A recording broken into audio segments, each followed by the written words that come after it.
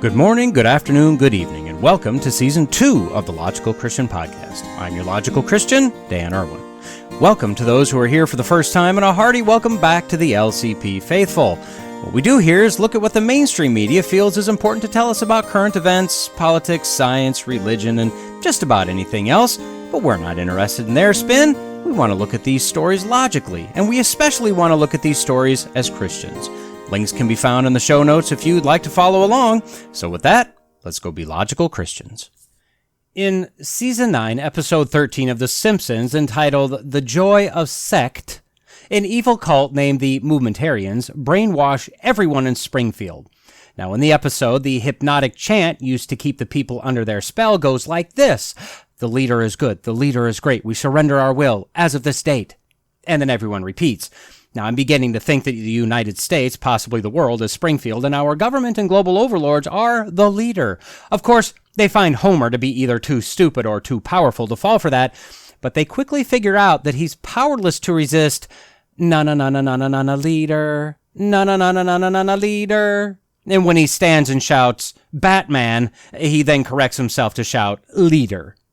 Now, I don't care if you're right or left of center. As a general rule, our leaders are not on the side of the people.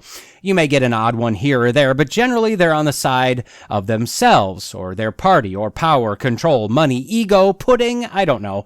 If you really look at the policies, the programs, the way we're spoken of, the little people like you and I, we're really just a means to an end. Too stupid to be trusted with anything, really. If you think I'm wrong, if you think I'm being too harsh, if you think that your guy is different, might I suggest that you start repeating, na-na-na-na-na-na-na, my guy. On today's episode, first I'm gonna get salty, not too much though, but also not too little, and then when all is said and done, mark my words, you'll pay. And don't forget about goal update number 10. So, figure out the difference between a pinch and a dash, and then sharpen that pencil and work on saying, well, that can't be right, because the leader says, here we go. Growing up is an interesting process. It's even more interesting when you're an old man like me, grizzled and crotchety. You kids with your tickety-tock and crazy lingo and high pants. Sorry, the high pants, what does that even mean? Anyway, when you've experienced the process of growing up, then either watched or are in the process of watching a child grow up, you get to see the battle for autonomy, for personhood, essentially for freedom, rage from both perspectives. Now, discounting for the moment that we all must be under God as our authority, that our freedom is found in Christ, looking at this from a purely human worldview, we want our freedom. We don't want to be told what to do. We don't want to be told no. We don't really want to work for someone. We buck authority everywhere we can. Now, most of us have resigned ourselves to the general social contract. We generally follow the speed limits. Most of us don't steal from others. We generally work the agreed upon hours, etc., etc. But really, for the most part, once reaching adulthood, we have a lot of freedom. We can go where we want, eat what we want, go to bed when we want, use our free time as we see fit, and on it goes. Yeah, there are people, organizations, governments, and companies that aren't happy about that, and I kind of think we need to collectively stand up and shout, "You're not my mom, you can't tell me what to do." See, found on the Washington Post.com headline, "We have a huge salt problem. Millions will die without action. WHO warns." I mean, you gotta love the commitment to the narrative, right? Millions will die. You will die. Now, you may recognize the World Health Organization from their work in pandering, covering, and advocating for China. You may also recognize them from their agreement with how China was handling the COVID outbreak, by lying and welding people in their homes, by locking them behind gates, by lining them up in the freezing cold every single day to be tested. Yay, China. Well, the WHO only wants to save your life. So to do that, you must stop eating salt. Now, as we know, this brand new petrochemical, sodium chloride, is just no, not a petrochemical and not new. A naturally occurring mineral that's been used by man for thousands of years. Now, the WHO, during the height of COVID as our Lord and Savior, the vaccine by newly crafted definition only, came to Earth to save us all, decided to remove any pesky wording from their website about natural immunity, because health, They're also a proponent of gender-affirming care, having changed their stance in 2019 from transgenderism being a mental disorder to it being normal and the affirming care being essential. They also believe that controlling global warming, promoting diversity, equity, inclusion, and pretty much all woke agenda items are of the utmost importance. Now that we've established their credibility, let's see what they'd like for us to do. So the claim is that if governments forced the restriction of sodium intake now, we could save 7 million lives by 2030. And that's not per year, that's 7 million people over the next 7.5 years. So just under 1 million people a year. Now, according to Our World in Data, in 2019, we had just a few under 60 million deaths globally. So the WHO is claiming that by forcing the reduction of salt, we could save about 1.5% of those people from dying. I wonder how the global overpopulationists feel about that. It's okay, though. They'll figure out other ways to kill us off.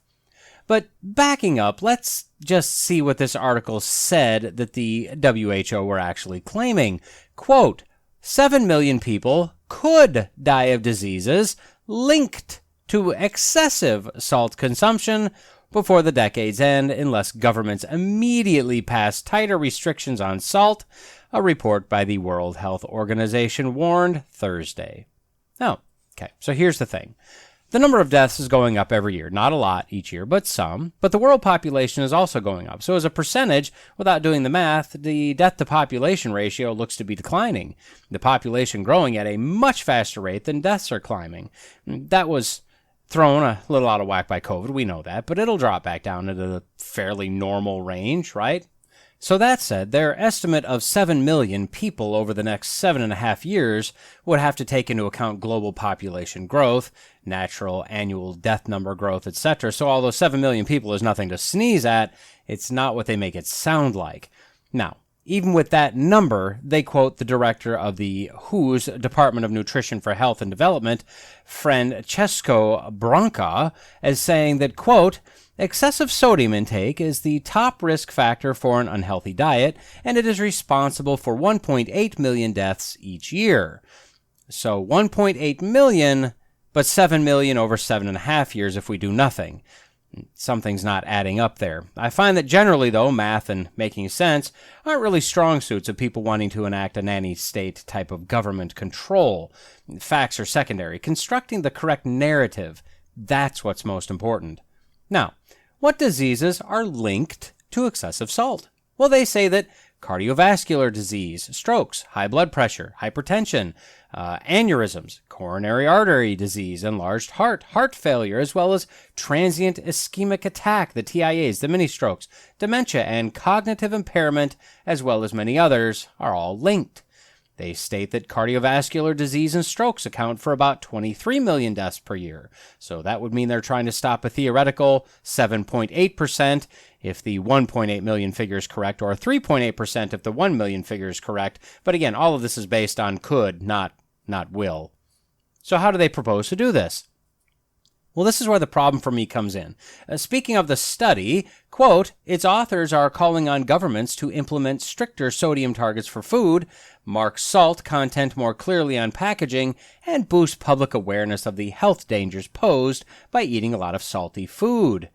And, quote, governments could save many of those lives by introducing mandatory limits on the amount of salt the food industry is permitted to add to processed foods. So in order to save an undefined percentage of a small percentage of cardiovascular deaths, which is a moderate percentage of overall deaths, government should crack down on salt for all of us because we should all be punished for our salty crimes. Got it. Reading farther in, we find that apparently in 2013, all 194 members of the WHO agreed to reduce global salt intake by 30% from 2013 levels by 2025. Now, do you remember being asked? I don't remember being asked. Yet, even though every member country agreed, not one of the countries is on track to meet that goal. And I say good, but rather than call this a failure and a stupid idea based on sketchy science at best and just move on, now they're thinking of extending the deadline another 5 years to 2030, and that'll fix it. In fact, only 9 members have actually done anything to reduce salt consumption. I didn't look up the 9. I don't want to know if we're one of them. although I absolutely know that we're one of them. And how do I know? Well, apparently last September, the FDA proposed to once again change the rules of the game. If their proposal goes through, they'll now add limits to added sugars, as well as the current saturated fat and sodium content of food, and only if they meet the ever-narrowing, ever-changing goalposts would food producers be able to label their food as healthy. Now, there was a slight murmuring, shall we say, from the Consumer Brands Association, which represents 1,700 food brands. They wrote a very clear and concise 54-page, quote, comment back to the FDA, basically saying, if you're trying to screw us over, this is how you do it. In fact, the new proposed rules aren't even in line with, quote, well-established nutrition policies and health professional recommendations.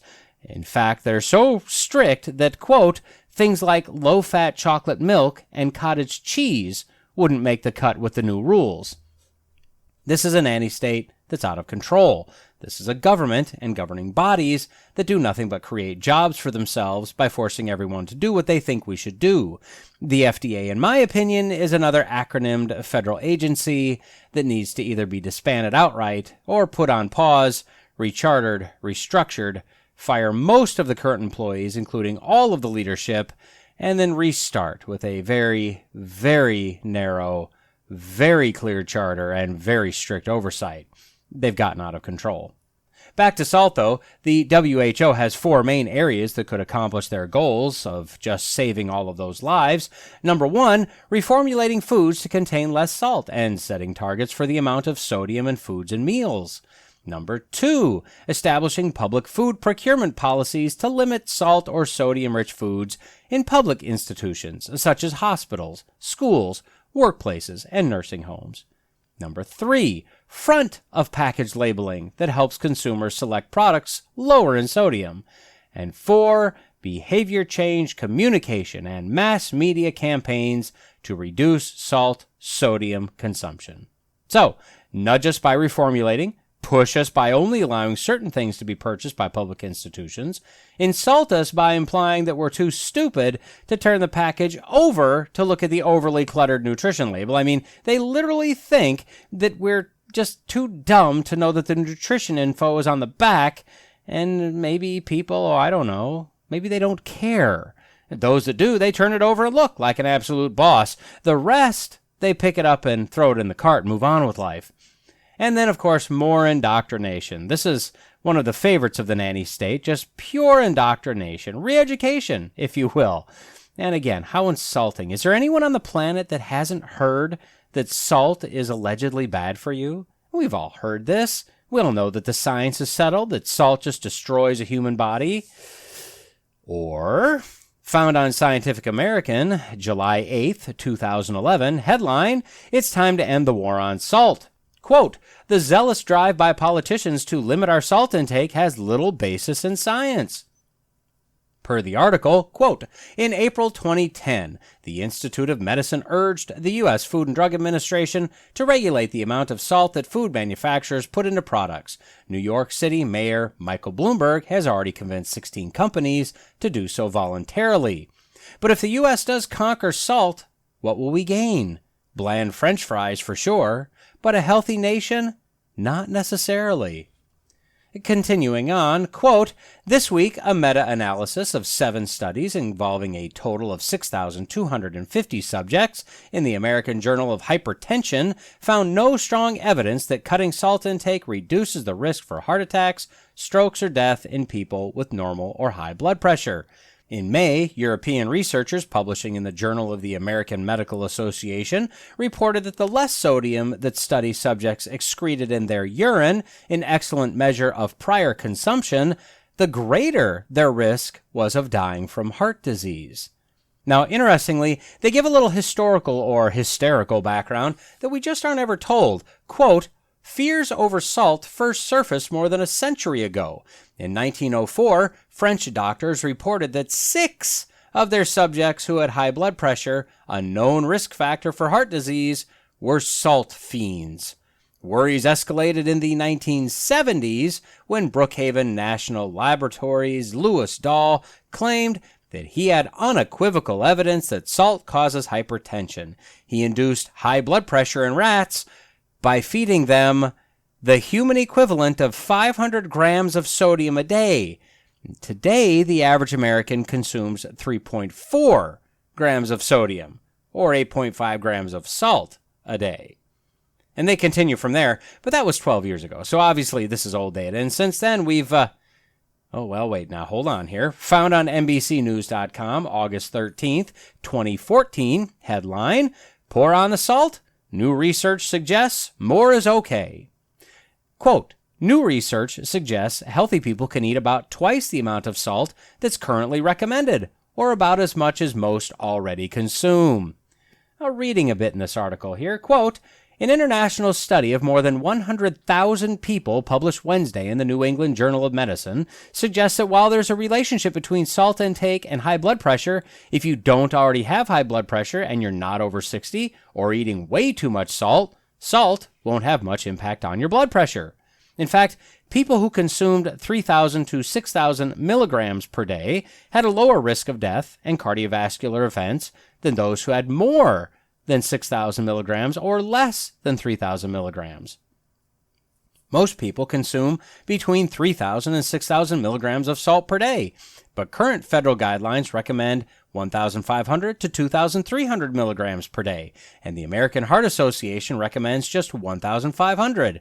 In the new study, researchers found only 4% of respondents in 18 countries took in the recommended sodium levels. The American Heart Association objected to the findings. And I guess I'd have to ask, how? How did the American Heart Association object? They cannot like the results, that's fine. They can disagree based on specified issues with the data or the collection. But how can you just object to this? I mean, and still claim to be adults. I mean, this is just childish. Salt isn't as bad as we thought. Nuh-uh, shut up, I can't hear you. No, I can't hear you. I mean, that's what I envision, right? The article also mentions, quote, a recent report from the influential Institute of Medicine also indicated that low salt levels might be problematic. But again, this is old data. I mean, nearly 10 years old. We're much wiser. Found on medicalnewstoday.com, April 25th, 2017, headline, High Blood Pressure. Sodium may not be the culprit. Okay. This article starts, quote, salt has long been vilified as the harbinger of hypertension. However, as research into the condition has delved deeper, it is becoming clear that the story is more complex. The latest study in this arena goes some way toward absolving sodium. It continues, quote, following a raft of large-scale studies showing that a high salt intake leads to high blood pressure, the dietary guidelines for Americans set the recommended sodium intake at 2,300 milligrams per day. However, a new batch of studies are bringing this guideline into question, and researchers are now asking whether the relationship between hypertension and salt is so clear-cut. Now, the study incorporated 2,632 men and women 30 to 64 years old, all with normal blood pressure at the start of the trial. Quote, over the 16-year follow-up period, the researchers observed that the participants who consumed under 2,500 milligrams of sodium each day had higher blood pressure than those who consumed higher quantities of sodium. I mean, 16 years. And then the next paragraph states that the researchers expected to find the opposite result, meaning they were biased in their expectations, but not biased in their conclusions because they allowed the data to speak for itself. I mean, what a concept. Now, it goes on to say, quote, although the findings appear to kick against the status quo, they are in line with other recent studies asking similar questions. Research has shown that there is a J-shaped relationship between cardiovascular risk and sodium. This means that low sodium diets and very high sodium diets both carry a higher risk of heart disease. Many people in the United States sit in the middle of this curve where the cardiovascular risk is at its lowest. And no, I won't do the this must be an old study thing again here because we just got one more, right? Found on ScienceAlert.com, August 10th, 2018, headline, decades of warnings about our salt intake might have been wrong. So let's just read a bit in this one as well. Quote, According to a study of more than 95,000 people, the vast majority of us aren't being harmed by our level of salt intake, with the tipping point 2.5 teaspoons a day. That's the equivalent of 5 grams, or 0.18 ounces, of sodium a day. Many experts would recommend a much lower level, often less than half of that, to cut down the risk of increased blood pressure and associated health issues. Now, according to the new research, however, anything below that 5-gram limit isn't enough to increase the risk of cardiovascular disease and stroke. More than 95% of people in developed nations are below that level, the study found. What's more, even levels of salt intake that are too high can be counteracted by a diet that's rich in fruits, vegetables, dairy products, potatoes, and other potassium-rich foods. Are we worrying too much about salt? They continue by saying that the WHO recommends less than 2 grams of sodium per day, for health. But what have we learned through all of these articles? Less than 2.5 grams per day may actually increase the blood pressure, just like an extreme amount might do the same. So why exactly does the WHO want us to eat much less salt at a rate much lower than all of these studies say is okay, at a level that these studies are saying is just as dangerous as way too much sodium, which is the side I guarantee I fall on. I probably ate 2 grams of salt before breakfast, or for breakfast. I don't know, that might be a joke, or maybe not. Wouldn't you like to know? So why does the WHO want us to eat less salt at a level that studies suggest may be bad for us? I'll be honest, I don't know. There must be a reason, though. It has to do with something about diversity or equity, environment, something. I don't know. I'm sorry, but based on what the WHO pushes, what they've shown to believe, what they say is most important, health and saving lives is definitely not what I think their ultimate goal is. I know that's cynical, but can you blame me? I just haven't been able to find it, though. There's a reason they want this consumption to be that ultra low. Now, I found that this study was partially funded by the government of Sweden and partially by the Resolve to Save Lives project or organization or group or something. The Resolve to Save Lives thing, as of April 2021, now has a Justice and Inclusion task force that has 15 members, 1 from Nigeria, the rest from the U.S., 9 of which look like your standard whitey. So, Agenda is part of this group. Now, does that play into it? Who knows? Maybe this is a legit program and they're just really thinking they're going to save lives. But if that's the case, why ignore all the other data? Why ignore that salt has been used since nearly the beginning of time? Early in Genesis, we hear about salt. In fact, according to Wikipedia, looking at the history of salt, we see that salt production has been dated back to 6000 BCE, which is the same as 6000 BC, but we can't say before Christ, even though the timing of before Common Era is still based on the birth of Christ, and we all know it. The earliest known city in Europe, Solnitsata, which is in modern-day Bulgaria, appears to have had a salt production facility about 6,000 years ago, and it really flourished between 4700 and 4200 BC, when the town was thought to be destroyed by a sizable earthquake. The timing is interesting, don't you think? The fact that the oldest salt production can only be traced back to 6,000 BC, and then it was apparently destroyed by a massive earthquake around 4,500 BC. I mean, isn't that interesting? But we've used salt for so many things. We've consumed salt for our entire existence. We used to salt our meat to preserve it. We've had much saltier food in the past, right? Because we're cutting it back now. But when you look at the statistics, the number of deaths due to cardiovascular disease, they keep going up. If we've reduced sodium in foods, wouldn't we see that death rate start to flatten out? An increasing number of people, but a shrinking percentage of death, right? Bigger question. Aren't there infinity other things we should be focused on? And even if salt consumption was the leading cause of death, who gives the government the right to force health on us? That's not their job, is it? What if I were to propose that without repentance and faith in the God of the Christian Bible, every single person will go to hell for eternity? So we must force everyone to go to church on Sunday mornings. We must eliminate other religions. We must bring back prayer in the schools. We must make Bible reading mandatory. Would any of these agencies agree to help me in my cause? The answer is no. No, they wouldn't. They'd say that this is overstepping their authority, that they have no right to tell anyone to do these things, and I absolutely agree. We are not called to force anything on people. Now, we can enforce speed limits and drunk driving laws and various other laws because those things don't just harm the self, they can harm others as well. So there are laws to keep an order, a peace, and a general safety in society. So why would I be against mandatory vaccines then, for instance?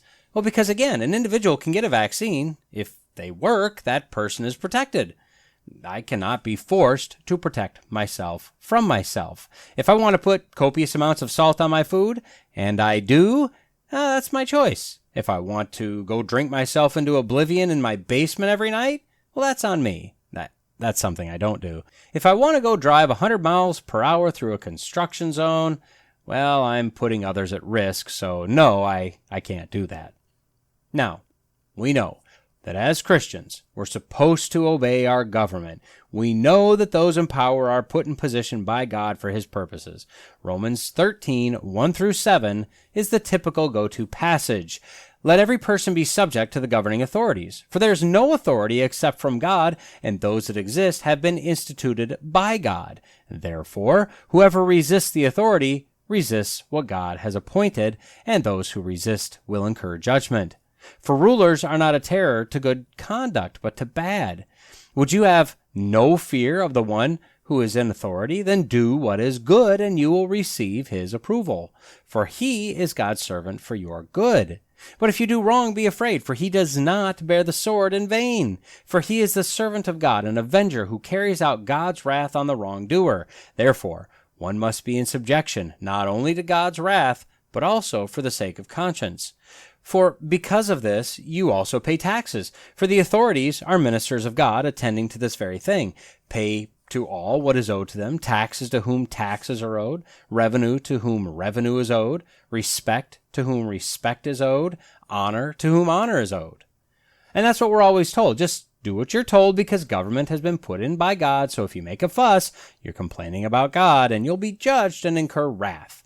Besides, they're there as a servant of God to go after the bad, not the good.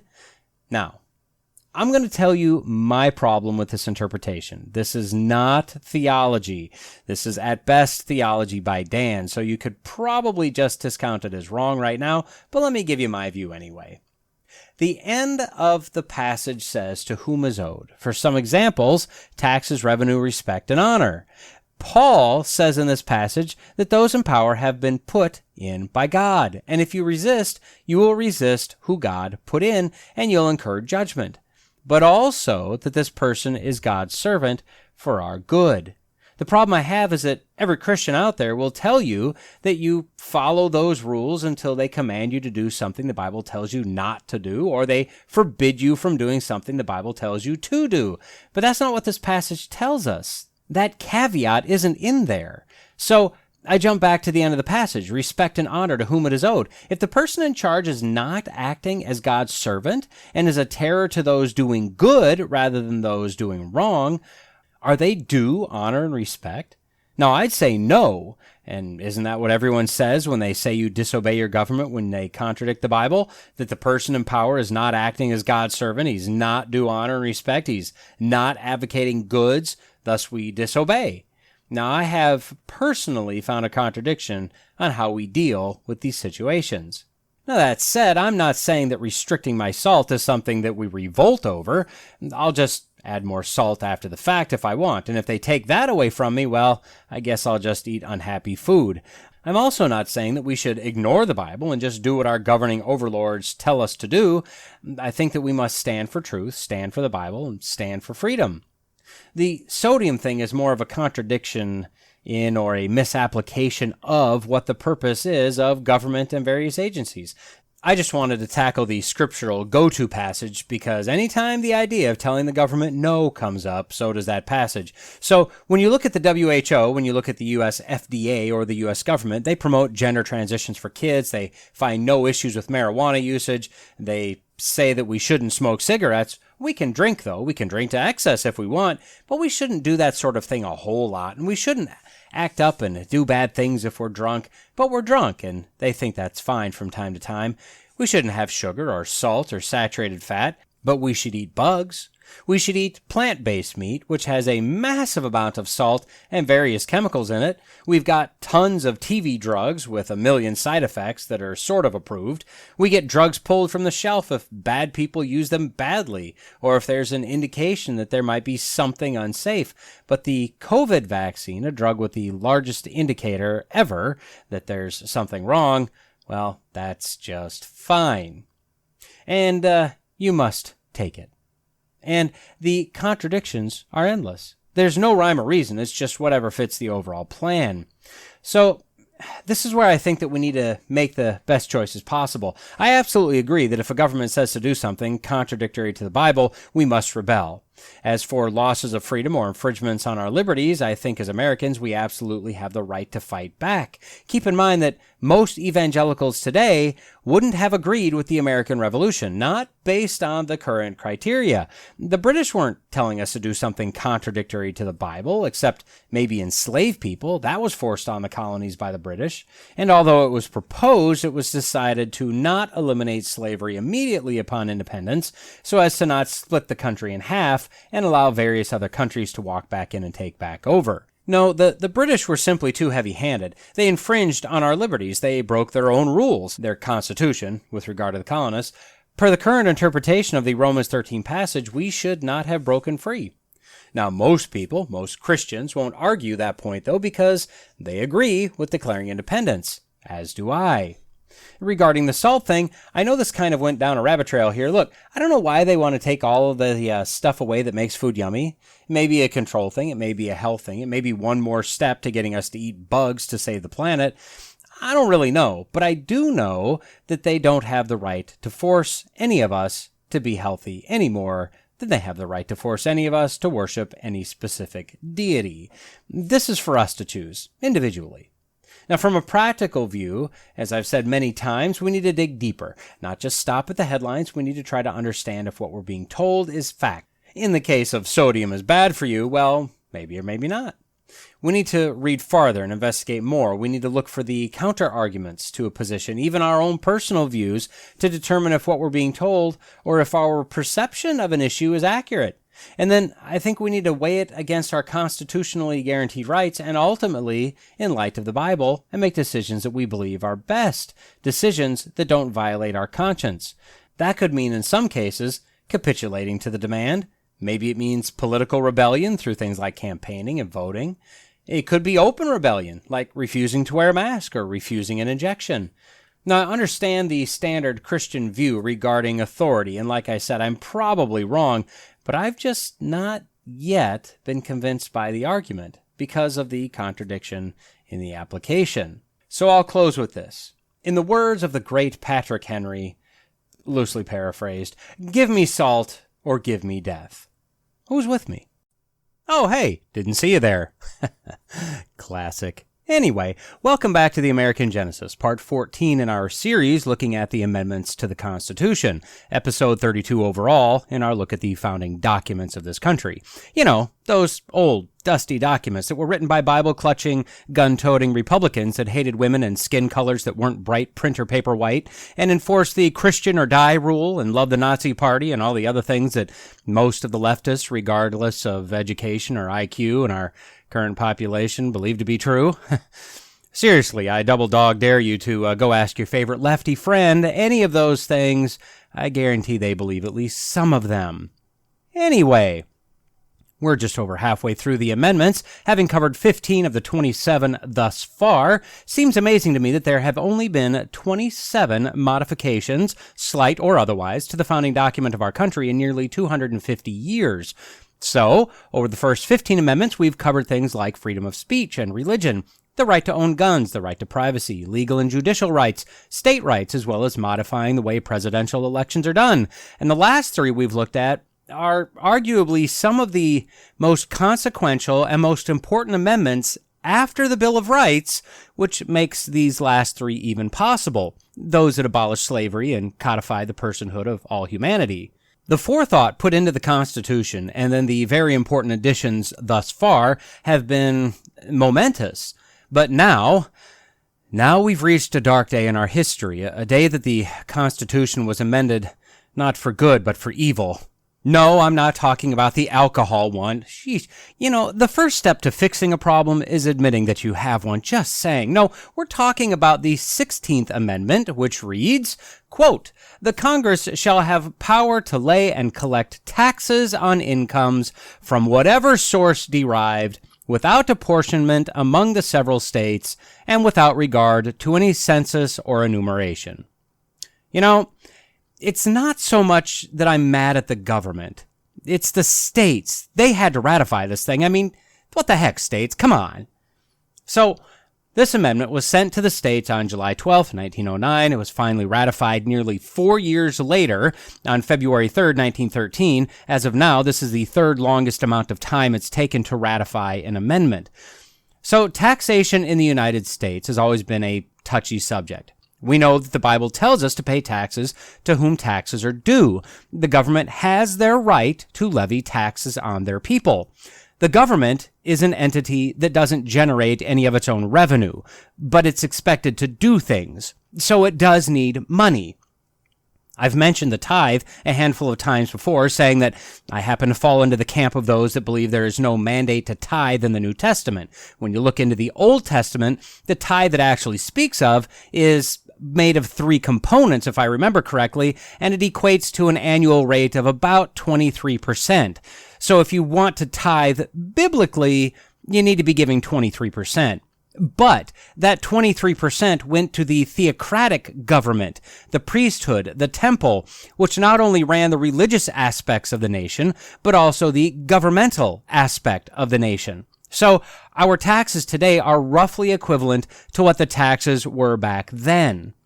Now, jumping ahead to the colonies, taxes were one of the biggest sticking points, one of the biggest drivers for our declaring independence from the Brits. Now, as an independent country, the founders put in Article 1, Section 8 of the Constitution, the power for Congress to impose, quote, taxes, duties, imposts, and excises. As long as they were uniform throughout the U.S., it was fine, and in order to make them fair, the taxes had to be levied in proportion to the population of each state. Most of the taxes collected prior to the 16th Amendment were excise taxes, or taxes on very specific goods or services. Now, for a short time, a property tax was also attempted. It didn't go over too well, so that didn't last long. Then we come to the Civil War. Now, you may find this hard to believe, but fighting a war, civil or otherwise, is not cheap. So, a few very limited taxes, limited in both percent and duration, were enacted. The first was a personal income tax as part of the Revenue Act of 1861. This wasn't the first income tax proposed. That was actually done in 1812 by then Secretary of the Treasury Alexander Dallas to help fund the War of 1812, but that was denied. In 1861, however, the act was passed. This act levied a flat tax of 3% on an annual income above $800. Now, this act was in place until it was repealed in 1872, but it was actually kind of overwritten by a second act, cleverly named the Revenue Act of 1862, which had a graduated tax of 3 to 5% on incomes above $600 annually. The second act had a termination date built in of 1866, at which point the first act kicked back in, which, as I said, was rescinded in 1872. But the blood was now in the water, right? The federal sharks started to work themselves into a little taxing frenzy there. This was free money and a fairly large source of it. Now, in the 20 years following the end of the Revenue Act of 1861, multiple parties and groups wanted the U.S. to enact a permanent, graduated income tax on the population. And let me give you the background of a few of these groups that really wanted this progressive tax. The Greenback Movement, which was a movement made up of primarily farmers that, from what I can tell, just wanted more currency circulating around in the United States. It appears that the extra cash floating around helped them to demand higher prices for their goods. We could think of that today as inflation. This is what we'd view as a very liberal viewpoint. We're seeing this exact thing from the far left socialist wing of the Democrat Party today, which is most of the Democrat Party today. The idea of Just print money and pay for everything. It'll be fine. And we're seeing the results of this today, this thinking, because we're dealing with very high inflation and ever-increasing interest rates and prices going through the roof on everything. It's fine. Another group was the Labor Reform Party, also known as the Socialist Labor Party of North America. This, being a party of socialist ideology, believes that what's theirs is theirs and what's yours and mine is also theirs. The socialists are summed up generally by saying, from each according to his ability, to each according to his need. So, only the part of your income that you absolutely need, and that's not for you to decide, is really yours. The rest should be surrendered to some all-knowing overlord to benevolently redistribute it to others as he or she sees fit. Again, a socialist party is a far-left party. Next, I have the People's Party, also known as the Populist Party, just another far left-wing party. They actually kind of grew out of the Greenback movement, as well as a few other parties, essentially another socialist-based party. And finally, let's see if you ever heard of this one, the Democrat Party. We're still cursed with this thing to this day. They've been moving farther and farther left and farther socialist as time goes on, but they've always been socialist-based. Now, I know that people my age, say middle-aged, can look at our parents and say, oh yeah, my dad always voted Democrat, but that was a completely different party back then. And yeah, they weren't as insane as they are today, but as I've pointed out before, they've always been the party of racism, the party of just general evil. It just hasn't been as blatant as they have been in the last decade or so. So I want you to notice that there wasn't a right-leaning or a right-wing party that was ever pushing to permanently take a cut of our income, especially on a sliding scale that, so fairly took more money from those deemed rich because they can afford it anyway. Now, those on the left argued that the current form of taxation, the excise tax or the tariff, was disproportionately harming the poor, which is still one of the favorite tropes, the favorite arguments of the left. So, to make things fair, we need to tax certain income levels at a greater percentage. This is the difference between equality and equity. See, equality would say that we would all be taxed on an equal basis, an equal percentage. Whether I make $1,000 a year or $1 billion a year, I would pay 10% of my income in taxes. That's equality. Equity says that whether I make $1,000 a year or $1 billion a year, I should either pay taxes or receive money back from the government, so we all end up with making, say, $20,000 a year. Now, the progressive form of income tax that we have today doesn't quite do that, but that's the direction that those on the left have been and would also like to go. So, in June of 1909, in an address to Congress, Republican President William Howard Taft proposed a 2% income tax on corporations through an excise tax and a constitutional amendment to allow an income tax similar to what was enacted during the Civil War. By July 1909, Congress came to an agreement and passed the resolution proposing the 16th Amendment, which was then submitted to the states. Now, generally, those associated with the parties I previously mentioned, which were the Southern and Western Democrat or leftist parties, well, they supported this idea. They generally liked the idea because they were typically those that were poorer. So this would put the burden on other people. Then we had past Republican President Teddy Roosevelt get on board with this idea. Keep in mind, though, Teddy Roosevelt was not really a Republican. In fact, he started the modern-day Progressive Party in the United States. He was not a conservative. He was the start of the movement that includes people like Woodrow Wilson, which we'll talk about in a moment, FDR, Barack Obama, and Hillary Clinton. Teddy and his compatriots, or comrades, as it were, used the same justification our current Republican Party uses to overspend: the military. They argued that the money was needed so as to build up the military to defend against increasing military might halfway around the world.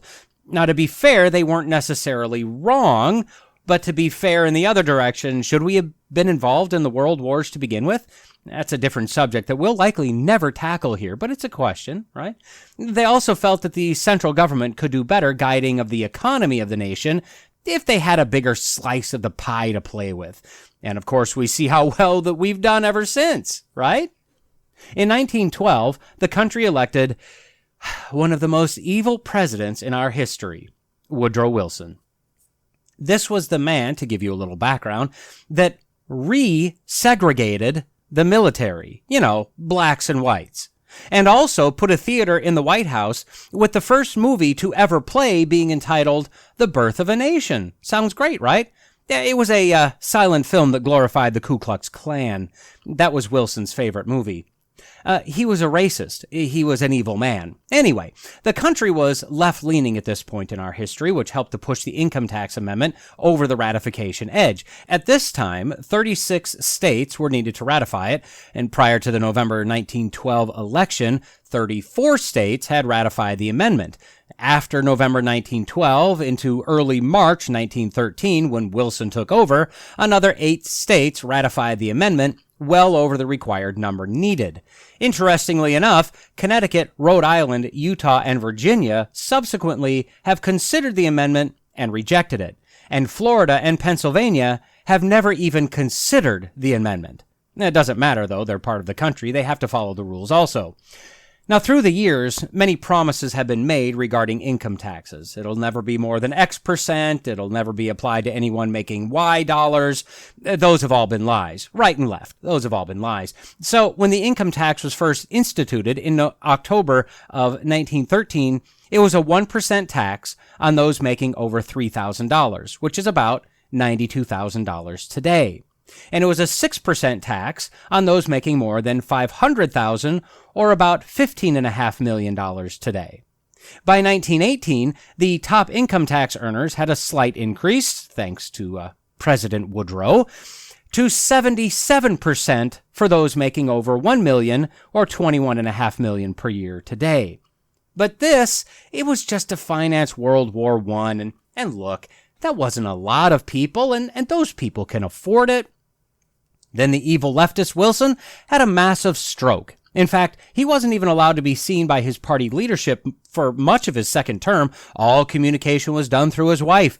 Now, we know now that she was actually the one running the country for much of the second term. In fact, she held his hand and signed his name for him when he had to sign bills. And she intended for him to run for a third term. But the Democrat Party leadership, who at this point knew exactly what was going on, told her that if she even attempted to do that, they'd expose what was going on. Woodrow, via his wife, bowed out of that next election. Are we seeing any parallels with Biden and that succubus Jilly Bean? Sorry, shouldn't say that. Dr. Succubus Jilly Bean. After Wilson came Republicans Warren G. Harding, who died of what appears to be a massive heart attack 2 years into his term, at which point Calvin Coolidge, one of the best presidents this country has ever known, took over. The combination of those men moved the top tax rate down to 58%, then 25%, and then 24% by 1929. Now, you may recognize the year 1929 as the year that we had the Wall Street crash and the start of the Great Depression. The top income tax rate was raised back up to 63% by the end of Republican President Herbert Hoover's term, and by 1944, in the middle of progressive or socialist, far leftist President Franklin Delano Roosevelt's tenure, the top rate was now 94% on those making $200,000 or $3.5 million today and up. Now, I don't make $3.5 million or up today, but I can't even imagine a 94% tax rate. I mean, I know that the progressive rate means that below that figure was taxed at a lower rate, but can you imagine making, say, $13.5 million today, and out of that extra $10 million that you made above the tax bracket, you get to keep $600,000 out of the $10 million you made? What's the point? I mean, seriously, why even try? In fact, the effective tax rate for these high earners was about 70%, meaning if they made over the equivalent of $3.5 million today, they'd get to take home about $1 million. That's crazy. That is, it's the word I'm looking for. It's a thing. Theft. That's theft. So Over the last 70 or 80 years, the income tax rates have fluctuated up and down based on who has control, left or right. The left typically raises taxes, just like Biden has done. The right typically lowers taxes, just like Trump has done. And both have their own philosophy as to what works best. The problem is they're not working from the same desire. What the government should want is to make the most money they can while allowing the money makers to keep as much as possible. The right has proven over and over again that lower tax rates, to a point of course, allows we the people to keep more money, which spurs growth and investment by corporations and entrepreneurs, which brings in higher revenue for the government. It happens every single time taxes, both personal income and corporate, etc., taxes are lowered. Now, that isn't the game the left is playing, though. They're playing the socialist game of equity. They don't want rich or super rich people or companies to exist, present company excluded amongst themselves. They want that money redistributed to the takers as they consider the money makers to be evil and greedy. Not sure what's more greedy, keeping a massive amount of money you've earned or stealing a massive amount of money you did nothing to earn. I guess like, how many licks it takes to get to the center of a Tootsie Pop? The world will never know the answer to this question either. As of today, for the last 30 years or so, the top marginal tax rates have stabilized to be between 35 and 40%. The bottom rate has stabilized between 10 and 15%. Are those good and reasonable? I don't know. Maybe. Now, there are other ideas out there that would eliminate most of the unfathomable tax code, including the flat tax and the fair tax. The flat tax is very simple. Everyone pays the same percentage on their income. Let's say that's 20%. Whether you make $10,000 a year or infinity dollars a year, you grab a postcard-sized tax return form, write down your income, multiply that by the 20%, determine if you've paid enough or too much, boom, done. The other idea, the fair tax, would be a national sales tax. So income taxes would go away, and a national sales tax of, say, 20% would be placed on everything.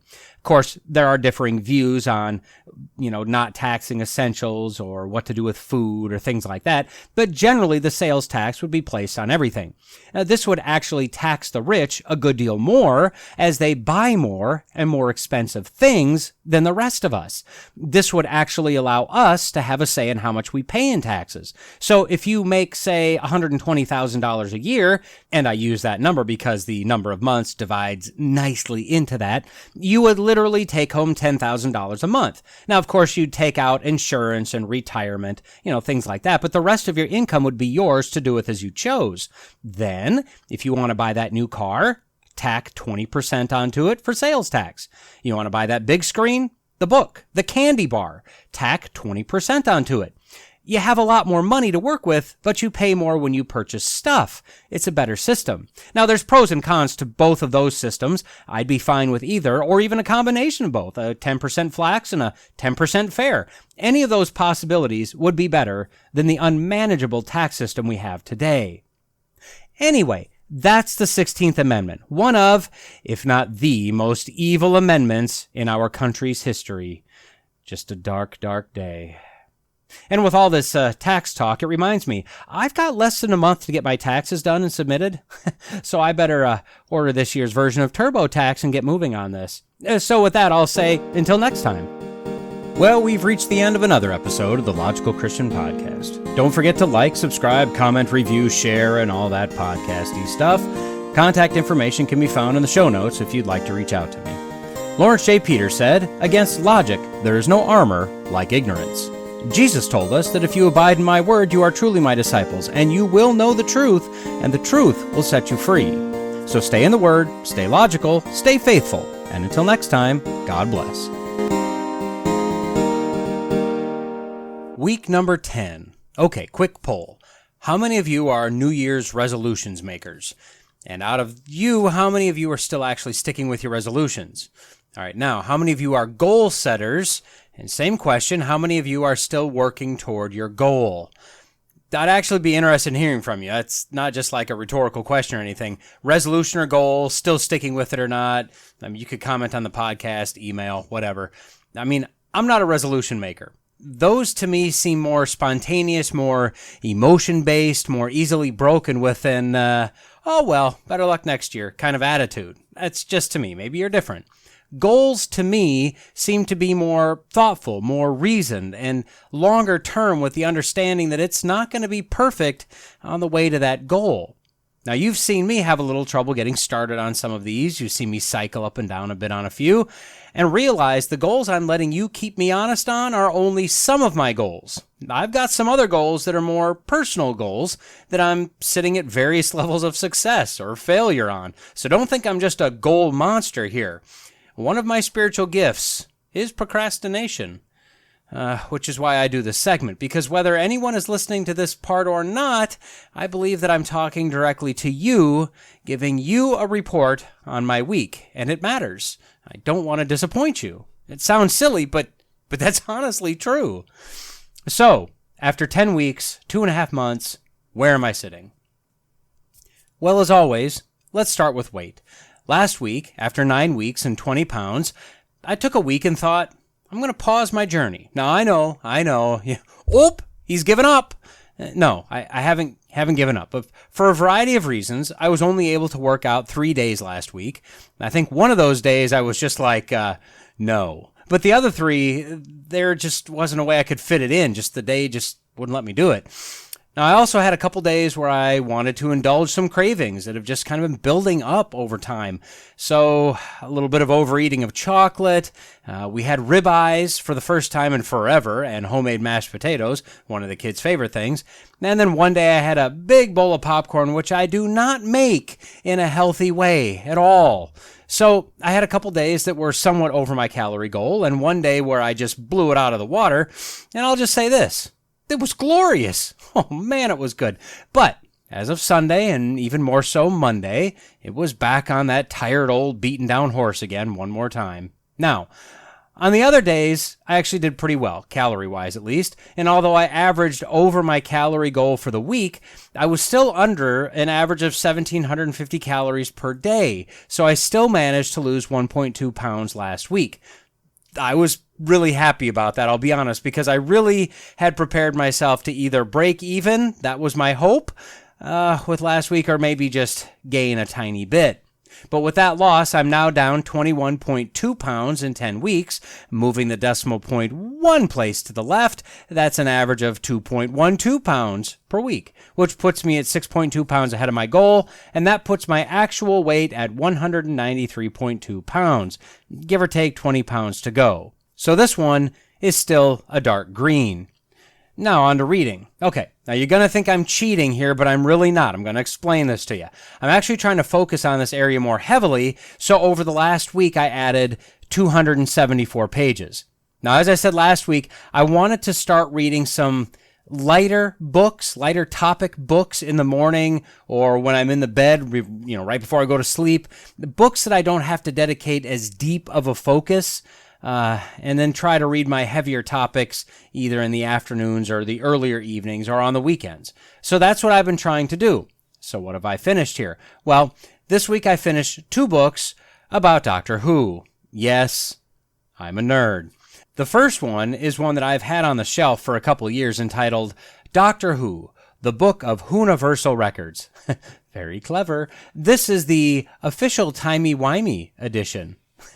If you know the newer series of Doctor Who, you'll understand that reference. Anyway, this one was a 200-plus page kind of Guinness Book of Records, all about Doctor Who. It had a lot of illustrations, but a lot of writing over the top of those illustrations, and it's a larger-sized book, so it's a legit 200-plus pages. I really enjoy this one because it was written prior to the 13th Doctor, which is the female Doctor, who was just awful as an actor, and Doctor Who isn't a female anyway, so that's wrong, and the writing was awful, and the storylines were terrible, and the agenda was so blatant, it was just gross. So, since this book didn't have any of that in there, it was really good. It gave records regarding the making of, the actors, etc., and it gave records inside the storylines and the life of Doctor Who as well, so it was a really good mix. Now, the second book I finished was called the Doctor Who Atlas. I just got this one for Christmas. Now, this was a 77-page book, large pages. It's a large book, but much less writing. It was also good until it started getting into the 13th Doctor, and then the authors started pushing the same agendas. You could tell the author was all on board because she picked some very specific episodes to elaborate on. Ugh. Other than that, and that was by far the minority of the book was very interesting. Went into various planets, ships, etc. that were inside of the story of Doctor Who. And I learned stuff from both of these books about the original series and the restarted series starting back in 2005. So they were really good overall. Now, I counted those 77 pages as 77 pages because I also decided last week that I wanted to read through the 3-volume complete series of Far Side cartoons that I've also had sitting there forever, which that's like, I don't even know, I didn't add it up. It's like 1,400 pages of single panel comics, usually 4 of those comics per page. Now, they don't take a lot of reading. Some of them take a little bit more work to figure out what in the world he was trying to say. But come on, I'm not counting those 1,000 plus pages, and those take time. So I'm taking my 77 pages for the Atlas. It'll all even out. Additionally, I started my next lighter book. I'm 17 pages into that. I'll tell you about that when I'm done. And I'm 74 pages into my more heavy book. That one I've made a lot of highlights in so far. Excellent book. Again, I'll tell you about that when I'm done. So where did I find this time? Well, to be honest, I've pulled that time away from mindlessly scrolling through the internet. I haven't played my silly games on my phone in probably nearly a week now. And if you'd notice that my podcasts are coming out a bit more random or at least a bit later than usual, well, I'm trying to get timing to accomplish everything kind of worked out. So my reading percentage as compared to my goal is now sitting at 140.8%, up from 110.3% last week. Some other things are kind of slipping and sliding around, but hey, I'm moving this one back to a dark green. Now, moving on to Bible reading, again, last week was not as good as some past weeks, but I've still slightly improved on my pace, sitting at 156.3% as compared to my goal pace, up 2.5% from last week. This one is still a dark green. Now, moving forward, I'm tossing 2 ideas around for what to do next for Bible reading when I get through this daily Bible, and I'm leading toward reading through the Bible chronologically. I found a good plan on blueletterbible.com. You can tell a good chronological plan if when it gets into areas like the Kings and Chronicles and various prophets, is grabbing verses just here, there, and everywhere and really mixing them in to try to get that timeline right. Same with the Gospels in the New Testament. It shows you that the plan was written to really merge that whole chronological story into that one unified timeline.